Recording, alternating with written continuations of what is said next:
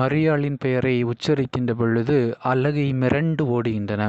கிறிஸ்து இயேசுவில் அன்புமிக்க சகோதர சகோதரிகளே, இன்று நாம் தாயாம் திருவையோடு இணைந்து பொது காலத்தின் 23ஆம் வாரத்திலே வெள்ளிக்கிழமையிலே அதிதூய மரியாளின் புனித பெயர் விழாவை கொண்டாட திரு அவை நமக்கு அழைப்பு விடுக்கின்றது.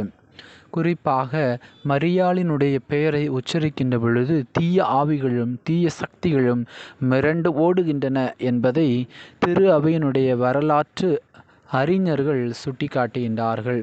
குறிப்பாக மரியாவினுடைய பெயருக்கு பல அர்த்தங்கள் இருப்பதாக திரு அவையினுடைய வரலாற்று அறிஞர்கள் குறிப்பிடுகிறார்கள். அவற்றில் ஒரு சிலவற்றை நான் உங்களுக்கு விளக்கலாம் என்று நினைக்கின்றேன். முதலாவதாக விவிலிய அறிஞரான எரேனிமுஸ் என்பவர் மரியாள் என்றால் கடலின் ஒரு துளி, டிராப் ஆஃப் த சீ என்று சொல்வார். அது எப்படி என்றால் கடல் என்பது கடவுளோடு உருவகப்படுத்தப்படுகின்றது.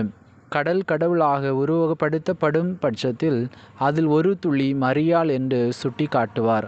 மேலும் அவர் மரியாள் என்பதற்கு இறைவி என்றும் சுட்டி காட்டுவார். இன்னும் ஒரு சிலர் மரியாள் என்பதற்கு அழகு நிறைந்தவள், அன்பு வடிவானவள், உயர்த்தப்பட்டவள் என்றும் பொருள் கூறுவர்.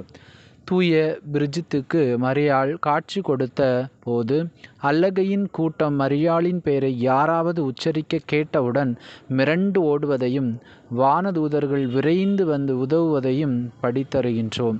தூய அம்புரோசியார் மரியாளின் இனிய நாமம் எனது உள்ளத்தின் ஆழத்தில் மீட்பின் தைலமாக இருக்கிறது என்று சுட்டி காட்டுவார். இன்னும் இதுபோன்று தூயவர்களின் வார்த்தைகளை கொண்டு பார்க்கும்போது மரியாளின் பெயருக்கு எவ்வளவு ஆற்றல் இருக்கிறது என்பதை நாம் உணர்ந்து கொள்ளலாம். குறிப்பாக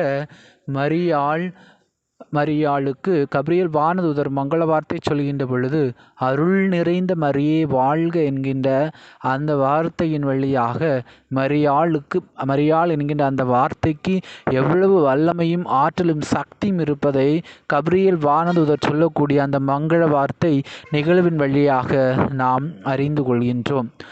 தூய அல்ஃபோன்ஸ் லிகோரி மரியாளின் மாண்பு என்கின்ற புத்தகத்திலே பின்வரக்கூடிய ஒரு நிகழ்வை சுட்டி காட்டுகின்றார். வயதான குரு ஒருவர் ஒரு கிளியை வளர்க்கின்றார்.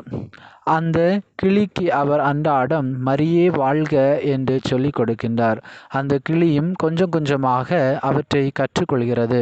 ஒரு நாள் அவர் அந்த கிளியை வெளியே திறந்துவிட்டு அந்த அரண்மனையின் அந்த பக்கத்திலே நடந்து செல்லக்கூடிய அந்த கிளியினுடைய அழகை அவர் ரசித்து கொண்டிருக்கிறார். அவ்வாறு ரசித்து கொண்டிருக்கின்ற பொழுது மேலிருந்து வானத்தின் மேலிருந்து ஒரு பருந்தானது அந்த கிளியை பிடிக்க வருகிறது. உடனே இந்த கிளியானது மரியே வாழ்க என்று உச்சரித்த உடனேயே அந்த பருந்து அந்த இடத்திலேயே செத்து மடிந்ததாம்.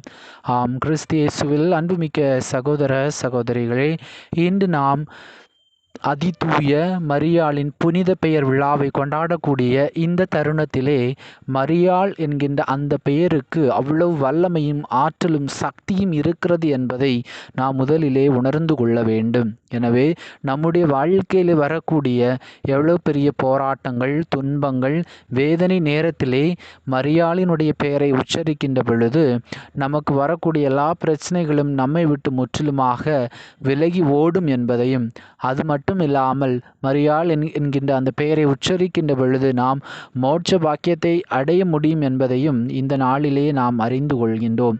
எனவே நம்முடைய குடும்பங்களிலே அன்றாடம் நாம் ஜெபமாலை ஜெபிக்கக்கூடியவர்களாக அருள் நிறைந்த மரியே வாழ்க என்று நாம் சொல்கின்ற பொழுது நம்முடைய குடும்பங்களிலே கணவன் மனைவிக்கிடையே வரக்கூடிய பிரச்சனைகளிலிருந்தும், பிள்ளைகள் பெற்றோருக்கிடையே வரக்கூடிய பிரச்சனைகளிலிருந்தும், சமுதாயத்தில் வரக்கூடிய பிரச்சனைகளிலிருந்தும், நம்முடைய நாட்டிலே போரின் காரணமாக வரக்கூடிய பிரச்சனையிலிருந்தும், இயற்கை சீற்றங்களினால் வரக்கூடிய பிரச்சனைகளிலிருந்தும், எல்லா போராட்ட சூழ்நிலையிலிருந்தும் மரியே என்கின்ற நாமம் நமக்கு முழுமையான விடுதலையை தரும். எனவே இந்த நாளிலே நாம் கற்றுக்கொள்ளக்கூடிய பாடம், எவ்வளவு பெரிய போராட்டங்கள் வந்தாலும், குறிப்பாக ஒரு சில நேரங்களிலே நாம் ஆம்புலன்ஸ் சத்தம் கேட்பதை நாம் சாலையின் ஓரம் நடந்து செல்கின்ற பொழுது நாம் கேட்கக்கூடிய அந்த சத்தத்தின் போது கூட அருள் நிறைந்த மரியே வாழ்க என்று நாம் அந்த உயிரை காப்பாற்ற ஜெபிக்கின்ற பொழுது அந்த ஆன்மா ஒருவேளை இறந்தாலும் மோட்சத்திற்கு போகும் என்கின்ற அந்த ஒரு நம்பிக்கையை இந்த நாளிலே நாம் கற்றுக்கொள்கின்றோம். எனவே